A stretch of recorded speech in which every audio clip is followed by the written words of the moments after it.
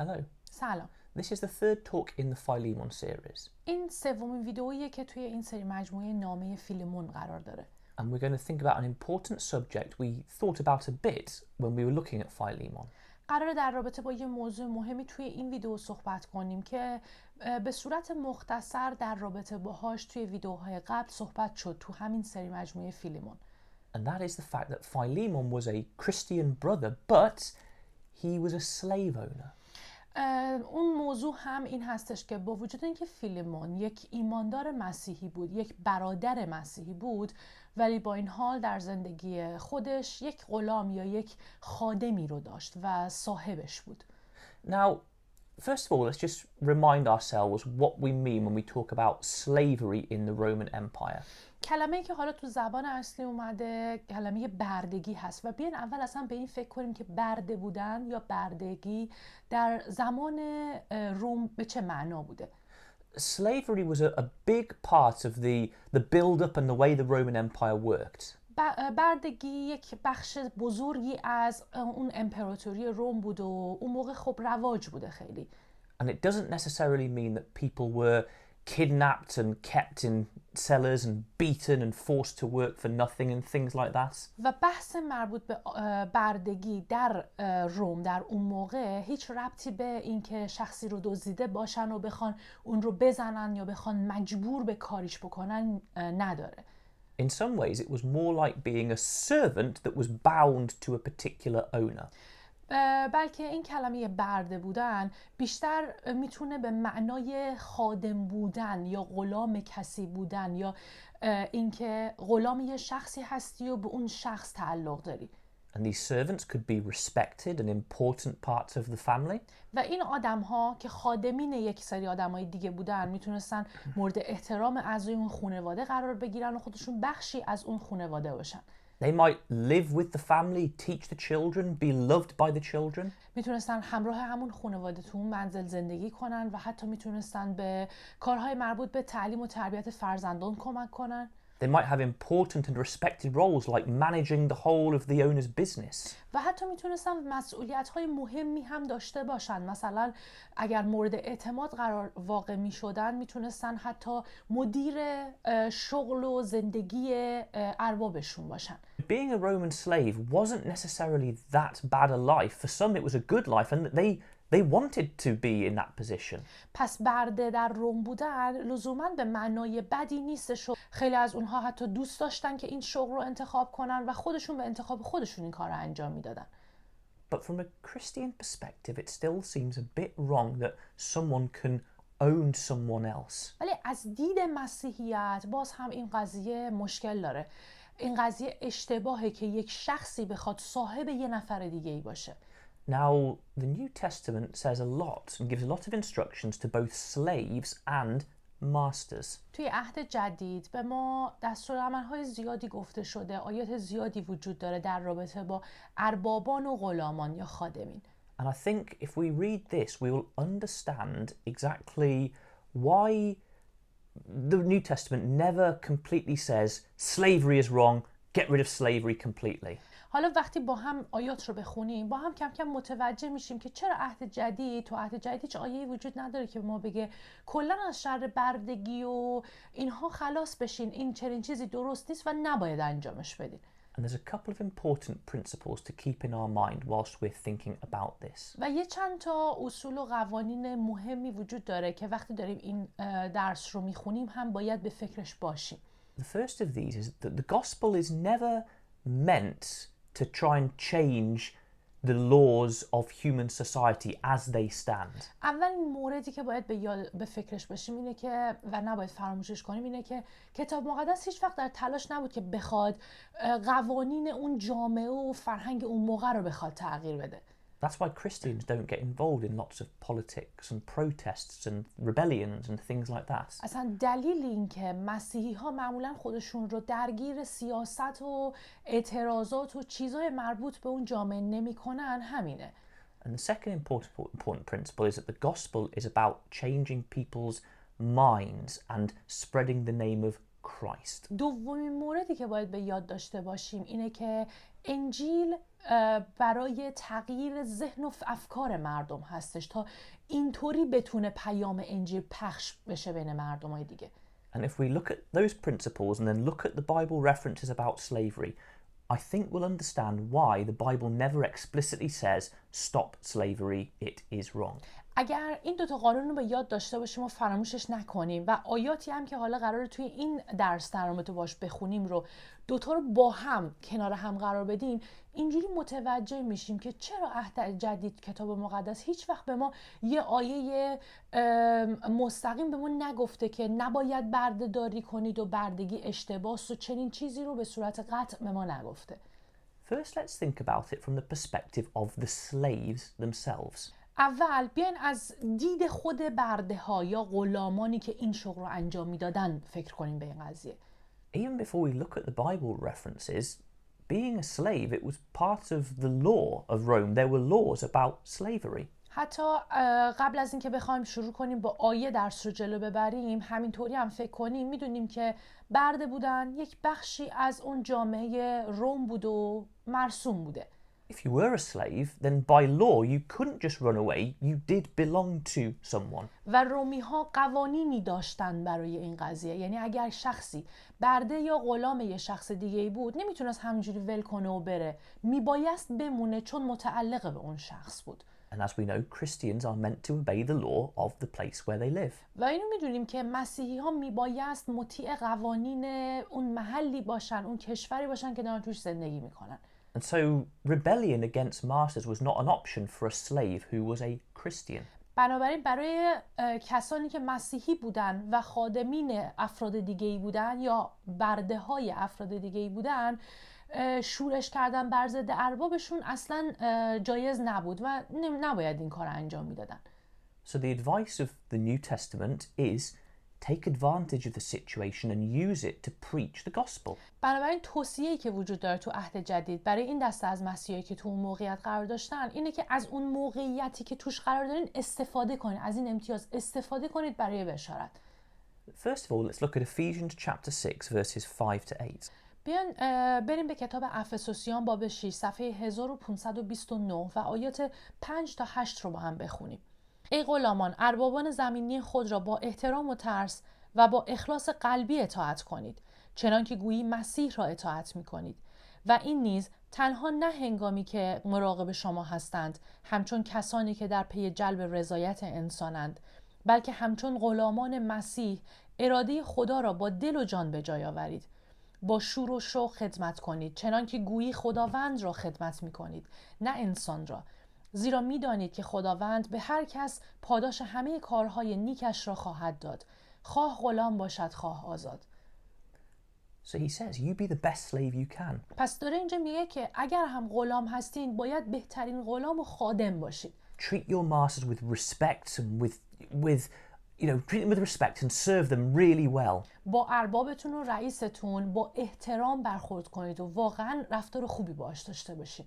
Treat the work you do for them as if you're working for Jesus himself. جوری برای ارباباتون کار کنید که انگار دارین برای خود عیسی مسیح کار میکنید. And he says by doing this you will be it's work for God. It's like you're serving God. و بهشون میگه که اگر اینطور رفتار کنید و اینطور عمل کنید انگار که دارید برای خدا کار میکنید و بهش خدمت میکنید.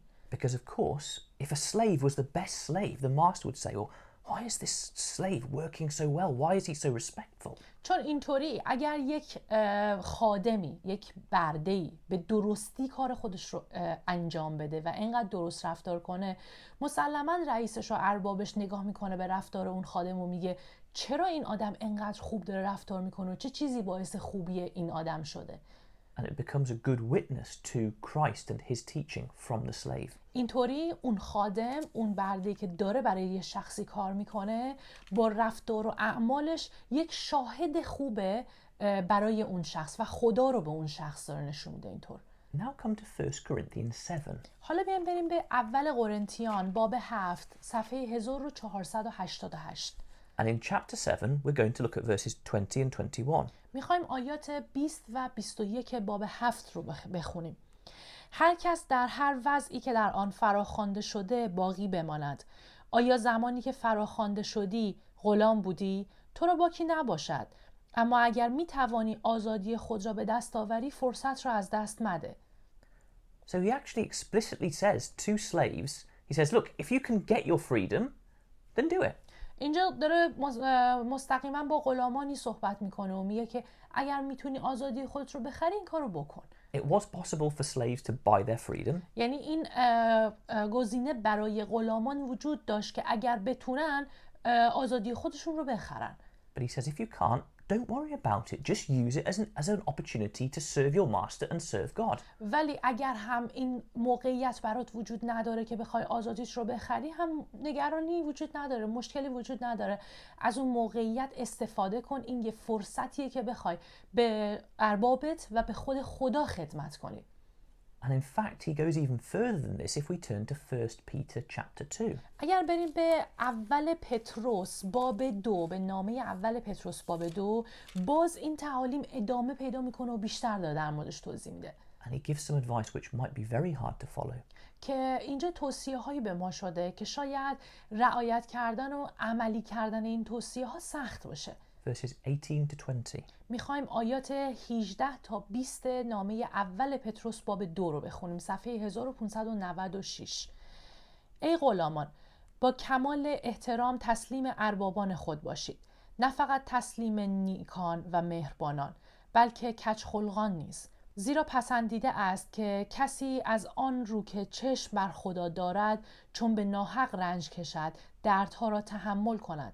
اما اگر به سبب کار خلاف تنبیه شوید و تحمل کنید چه جای فخر است، حالان که اگر نیکویی کنید و در عوض رنج ببینید و تحمل کنید نزد خدا پسندیده است. He says even if your master is bad, still obey him. اینجا داره بهشون میگه که حتی اگر اربابتون و رئیستون آدم بدی باشن باز باید بهش خدمت کنید. Some masters were bad and beat their slaves. باز باید ازش اطاعت کنید، چون یه سری از اربابا و رئیسا بودن که خادمینشون رو میزدن. And he says to Christians, even if this happens to you, you just take it and you keep serving. اینجا داره به مسیحا میگه که اگر یه چنین اتفاقی برای شما افتاد، شما باز باید به اون اربابتون خدمت کنید و مطیعش باشید. Of course, the whole point would be that by that slave's conduct, they might make that master think again and see, why is this slave being so good even when I'm so bad? چون مسلماً اگر ارباب و رئیسی بد رفتار کنه ولی با وجود این خادمش بخواد ازش اطاعت کنه و باش خوب رفتار کنه، مسلماً این فکر توی اون ذهن ارباب پیش میاد که چرا خادم من داره اینقدر خوب برخورد میکنه با وجودی که من رفتارم نسبت بهش اینقدر بده. And finally, we're just going to go to 1 Timothy chapter 6. قسمت بعدی که میخوایم بخونیم از اول تیموتائوس باب 6 هستش. And here we're going to see about slaves working for Christian masters. میخوایم توی این قسمت در رابطه با خادمینی بخونیم که برای اربابانی کار میکردن که اون ارباب ها مسیحی بودند. اول تیموتائوس هستیم باب 6 صفحه 1557. And we're going to look at verses 1 and 2. دو آیه اول باب 6 رو با هم میخونیم. آنان که زیر یوغ بندگی به سر میبرند باید که اربابان خود را در خور کمال احترام بدانند تا مردم نام خدا و تعلیم را بد نگویند. آنان که اربابانشان ایمان دارند نباید به دلیل رابطه برادری ایشان را کمتر حرمت بگذارند، بلکه برعکس باید حتی نیکوتر خدمت کنند، زیرا سود خدمتشان به کسانی میرسد که ایماندار و عزیزند. این را تعلیم ده و به انجامش ترغیبشان کن. So it says even if your master is a Christian, don't just slack off because he's a Christian. Work even the harder for him. میگه که اگر اربابت ایماندار باشه هم باز باید بهش خدمت کنی و تمام تلاشتو بکنی. But this is where we get into a bit of a problem. اینجاست که یه مقدار با مشکل روبرو میشیم. We can understand that the law was that slaves couldn't just run away. They had to serve their masters. میتونیم این رو درک کنیم که خب اون موقع اون قانون این بود که خادمین، غلامان یا برده ها نمیتونستن همینطوری در برن، چون متعلق بودن به اربابشون و میبایست برشون کار کنن. And so the New Testament, which is God speaking, says you take advantage, you be a good slave and use it as a chance to show how good God is. واسه همین تو عهد جدید که خب کلام خداست داره خطاب به این آدم ها میگه که اگر شما خادم هستین خادمین خوبی باشید، تمام تلاشتون رو بکنین و مطیع ارباباتون باشید. But there are clearly some masters who are Christians and surely it seems wrong that they should own someone.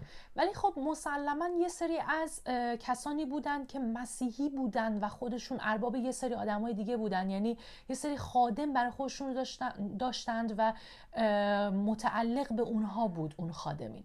Especially owning a fellow Christian, a fellow brother or sister. که میدونیم این قضیه اشتباه و نباید وجود داشته باشه، مخصوصا اینکه یک مسیحی بخواد ارباب یه مسیحی دیگه باشه و صاحبش باشه به گونه‌ای. When the whole point of Christianity is you're meant to serve your brothers and sisters, how can you have someone who is your slave? چون تمام نکته که در مسیحیت وجود داره اینه که مسیحی باید به برادر خواهرش خدمت کنه. چطور میتونی بخوای توی این شرایط ارباب و صاحب یه شخص دیگه ای باشی که اون شخص برادر یا خواهرته؟ And remember, this is God who is giving the instructions. و به یاد داشته باشیم که این دستورالعمل‌ها و قوانین رو خدا داره به ما میگه. So why doesn't God just get the New Testament writers to say, slave owners, you should let your slaves go, you should not own them?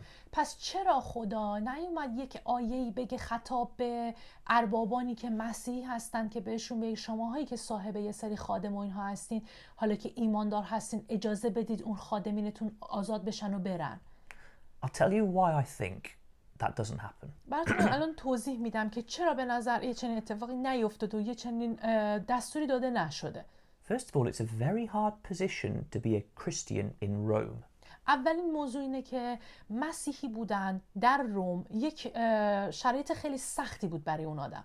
Usually any sort of rebellion or going against the government was usually met with very stern punishment. چون هر کسی که میخواست بر ضد دولت اون موقع رفتار کنه یا بخواد شورشی کنه مسلماً مجازات خیلی بدی برای اون آدم وجود داشت. And the Christians were trying to just spend their time spreading the gospel and not be called troublemakers by the government. و مسیحی ها داشتن تمام تلاششون رو میکردن که در آرامش و صلح بخوان فقط پیام انجیل رو بشارت بدن، نه اینکه حالا کارهای دیگه انجام بدن که دولت اونها رو دردسرساز خطاب کنن. People already viewed the Christians with a lot of suspicion and tried to get them into trouble. همینطوریش هم مسیحی‌ها کلی تو دردسر بودند توی اون جامعه اون موقع و ملت فقط دنبال این بودن که یعنی به مسیحی‌ها مشکوک بودن و فقط دنبال این بودن که اونها رو تو دردسر بندازن. Because their way of living was very different from the Romans. چون روش زندگی مسیحی‌ها خیلی متفاوت از رومیان بود. But the Christians weren't breaking any laws, so the Roman government largely just let them get on with it. ولی خب مسیحی‌ها قانون شکنی هم نمی‌کردن، واسه همین بود که امپراتوری روم بهشون اجازه میدادن که همونطوری زندگی کنن اونجا. But imagine if suddenly it became known that the Christians were saying, right, release slaves, and that was known to be the teaching of the Christians. حالا تصور کنید که اون وسط توی یه چنین جامعه‌ای مسیحی‌ها بیان تصمیم بگیرن که ارباب کسی نباشن و خادمین خودشون رو آزاد کنن و به گونه‌ای این بشه یک بخشی از تعالیم مسیحی‌ها اون وسط. That might start causing trouble. ممکنه چنین رفتاری باعث یه دردسر بشه تو اون جامعه. Maybe people would start saying, look, these Christians, they're teaching against the Roman government. ممکنه آدمای دیگه بگن که این مسیحا دارن برخلاف و بر ضد دولت روم دارن تعلیم میدن. If lots of slaves heard that the Christian masters were against slavery, maybe they would say, I want to be a Christian, or they would start causing trouble for their own masters. اگر یه سری از خادمین و غلامان دیگه میشنیدن در رابطه با این تعلیم جدیدی که مسیحی‌ها قرار انجام بدن توی یه چنین جامعه‌ای، ممکن بود اون خادمینم بخوان بگن که منم میخوام برم مسیحی بشم یا بخوان برای اربابان خودشون اون وسط دردسر ایجاد کنن. It could start rebellions and problems, and it could start Christianity being put down very violently. اگر این شرایط پیش می اومد و مسیحی‌ها یه چنین تعلیم جدیدی رو اون وسط شروع می‌کردن، میتونست باعث شورش و تفرقه‌های زیاد بشه و مشکلات زیادی به وجود بیاره و در نتیجه مسیحیت اون وسط سرکوب بشه و بخوان مسیحیت و مسیحی‌ها رو اذیت کنن. And that would go against, it would stop Christians being able to preach and teach and try and tell people about the gospel. و در نهایت همه اینها باعث میشد که جلوی بشارت دادن و گسترش کلام به آدمای دیگه گرفته بشه. Think of Christianity in Iran. فکر کنید به مسیحیت در ایران. A house church could go to straight up to the sepa and say, we're Christians, you shouldn't be doing this. But they just simply then be arrested and hurt. تصور کنید یک اعضای یک کلیسای خانگی بره در مقابل دولت و قدرتمندان بایسته و بگه که شما نباید اینطور رفتار کنید، ما مسیحییم، و بخوان مقاومت کنن. اینطوری خیلی راحت میتونن دستگیر بشن و شکنجه بشن. But instead they stay a bit secretive and they're able to attract more people and spread the gospel. به جای اینکه بخوان اونجوری مقاومت کنن و جلوشون کلا گرفته بشه، میان به صورت مخفیانه توی کلیساهای خونگی کارهای خودشون رو ادامه میدن و همونطور هم بشارت‌هاشون ادامه پیدا میکنه. The gospel would never be able to protest against and stop slavery in Rome. انجیل و مسیحا به هیچ وجه نمیتونستن کلا اون داستان مربوط به بردگی و غلام داشتن در امپراتوری روم رو بخوان کلا متوقفش کنن. So the tactic was to try and use it to help spread the gospel further. واسه همین راه حلی که پیدا کردن و کتاب مقدس برای ایماندارا قرار داد اینه که از این بردهداری استفاده کنن، یعنی همرنگ جماعت پیش برن ولی بتونن همزمان با اون انجیل رو بتونن به مردم بشارت بدن. And so the New Testament does two things. در عهد جدید دو موردی رو اومده گفته. The first thing is it tells masters, Christian masters, to be the best masters. اولین مورد اینه که اومده به اربابانی که مسیحی و ایماندار هستن بهشون گفته که تلاش کنید بهترین ارباب باشید. And we actually saw that in the verses we just read. توی همین آیاتی که تو اول تیموتائوس خوندیم هم چنین چیزی رو دیدیم. Where it assumes they are good masters because it says these masters are devoted to the welfare of their slaves. چون اینجا داره اینطوری تصور میکنه که این اربابانی که مسیحی هستن اربابان خوبی هستن، چون داره میگه این اربابان سود خدمتشون به کسانی میرسه که ایماندار و عزیزند. And the New Testament gives explicit instruction to Christian masters to be good, kind masters. و توی عهد جدید هم چندین بار به اربابانی که مسیحی هستن گفته شده که باید خوب باشند. Let's look at Colossians chapter 4 and verse 1. بیایم بریم به نامه کولسیان باب 4 آیه 1 نگاه کنیم. صفحه 1541. ای اربابان، با غلامان خود به عدل و انصاف رفتار کنید، زیرا میدانید که شما را نیز اربابی است در آسمان. So he says, look, you give them what is right and fair. You treat them well. پس داره اینجا به خطاب به ارباب ها میگه که میگه اون کاری که با توجه به عدالت و خوبی هست رو باید نسبت به خادمینتون رفتار کنید. اونطور باید رفتار کنید. He says to the masters, because you also have a master in heaven. چون میگه که شماهایی که رئیس و ارباب یه سری هستین، شما خودتون هم یک رئیس و اربابی دارید که در آسمانه. And of course, he's trying to tell them, you be to them like Jesus is to you. به عبارتی داره بهشون میگه که همونطوری که عیسی با شما رفتار میکنه، شما هم باید با خادمینتون رفتار کنید. And so imagine if a master did that, if they treated their slaves like Jesus would, with love, with fairness, with respect. حالا تصور کنید که یک اربابی و رئیسی بخواد اینطوری رفتار کنه، یعنی دقیقاً مثل عیسی که چطور با احترام و با خوبی و با محبت رفتار کرد، اونم همین رفتار رو به خادمش نشون بده. Making sure they had everything they needed, which was good and right. و مطمئن بشه که خادمینش تمام نیازهاشون براشون مهیاست، تمام چیزهایی که نیاز دارن رو براشون فراهم کنه. No slave would be unhappy. They would love working there. اینطوری مسلماً هر خادمی دلش میخواد برای چنین اربابی خدمت کنه و براش کار کنه. And also they would think, well, why is my master so nice? And they would find out maybe because he's a Christian. و ممکنه حتی با خودش به این فکر کنه که چرا انقدر رئیس من، ارباب من انقدر رفتارش خوب و وقتی پی ببره که اون یک مسیحی بخواد خودش هم یک مسیحی بشه. And therefore the gospel spreads. اینطوری میتونه انجیل بشارت پیدا کنه. Which is much better than causing problems and having the Roman government cause harm to these people. اینطوری خیلی بهتره و کارها خیلی بهتر پیش میره تا اینکه بخوان کلا مقاومت کنن بر علیه یک چنین قانونی که وجود داشت و بعد رومیا بخوان کلا اونها رو سرکوب کنن و به انجیل هم دیگه بشارت پیدا نکنه. And the second thing the New Testament does, دومین کاری که عهد جدید میکنه و دومین موردی که میگه we saw it in Philemon. که چیزیه که توی نامه فیلیمون با هم دیدیم. Remember Paul said to Philemon, I want to expand your knowledge, make you see more of the gospel. یادتونه توی نامه فیلیمون پولس به فیلیمون گفت میخوام اون علم و دانشی که نسبت به انجیل و عیسی داری بیشتر بشه و رشد کنی و عمیق‌تر بشه علمت. And the thing he was trying to teach him was to see Onesimus, the slave, not as his slave, but as a brother. و همش در تلاش بود به فیلیمون نشون بده که اونسیموس که خادم توه اون رو به چشم خادم پایین‌تر نبینی، بلکه برادر تو با تو برابره. What the New Testament does and what Paul would tell people is the principles of Christianity. کاری که داره عهد جدید و پولس حتی توی اون نامه میکنه، داره اصول مسیحیت رو یاد میده.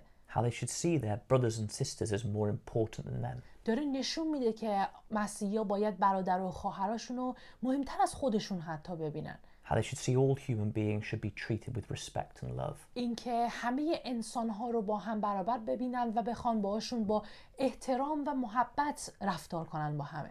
So eventually, the masters would start thinking, should I even have slaves? Maybe I should release them. یعنی در نهایت با این تعالیم کوچیکی که داده شده، در نهایت باعث میشه که اون ارباب با خودش فکر کنه که اصلا منی که یک مسیحیم باید خادم و غلامی برای خودم داشته باشم یا نه آزادش کنم. But until they got to that point, they would be treating them amazingly. ولی تا زمانی که به اون حد برسن که به این نتیجه برسن غلامانشون رو آزاد کنن، باید تا اون موقع هم با غلامانشون به خوبی رفتار کنن و با محبت. And that's why I think the Bible never explicitly gives advice to Christians saying, stop this slavery practice, it's wrong. پس به نظرم دلیل اینکه کتاب مقدس خیلی رو راست نیامده بگه که بردگی و غلام داشتن اشتباه و نباید انجام بدین همینه.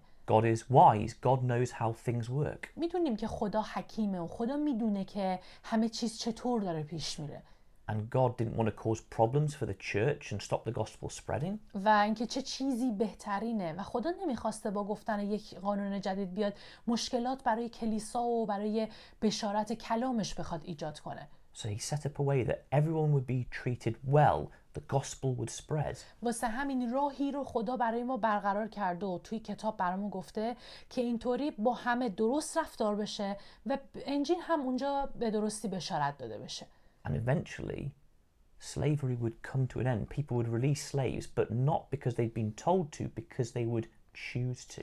و در نهایت هم خود این قانون بردگی یا غلام داشتن بخواد به پایان برسه، نه به این خاطر که مردم مجبور به پایان رسوندن یه چنین قانونی بشن، بلکه به این خاطر که خودشون انتخاب کنن که دیگه نخوان غلام داشته باشن. God doesn't like slavery. خدا خودش از برده داری و بردگی و اینها خوشش نمیاد. But he chose the best and wisest way to stop it. ولی خدا اومد بهترین راه و حکیمانه ترین و عاقلانه ترین راه رو انتخاب کرد تا جلوی این بردهداری رو بگیره. And in the Roman Empire, he was successful. و توی همون امپراتوری روم هم با موفقیت این قضیه اتفاق افتاد. Thank you very much. مرسی.